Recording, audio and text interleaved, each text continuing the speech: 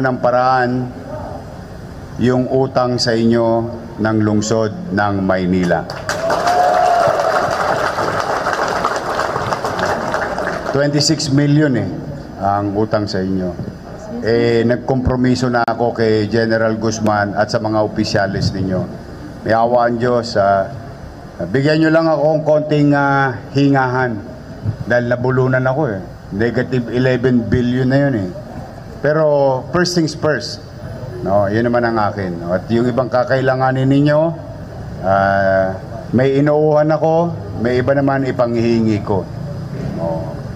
Tapos yung mga ipatutupad, alam na rin ng inyong general, aabisuhan na rin kayo ng inyong mga opisyalis. But of all these things, let's focus on two things. The basic one. Ito yung pinakamadali. Linisin ng Maynila ng kadugyutan. Pangalawa, magkaroon ng kapanatagan ang pamumuhay sa lungsod ng Maynila. So, yung pangalawa, kailangan ko kayo. I cannot do it alone.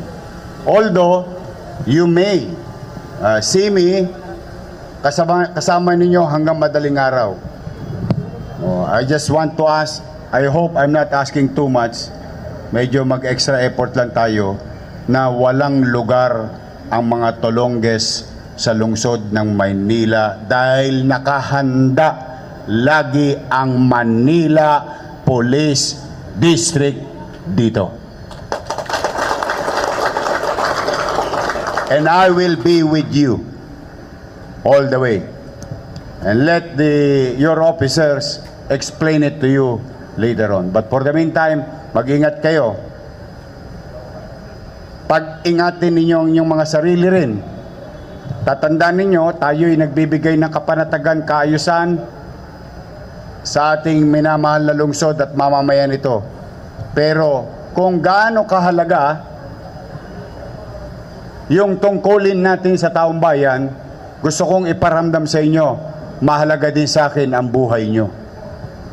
Ingatan ninyo ang inyong sarili dahil sigurado ko habang nagkukwentuhan tayo dito, may nag-aalala sa inyong anak, may nag-aalala sa inyong asawa, may nag-aalala sa inyong pamilya.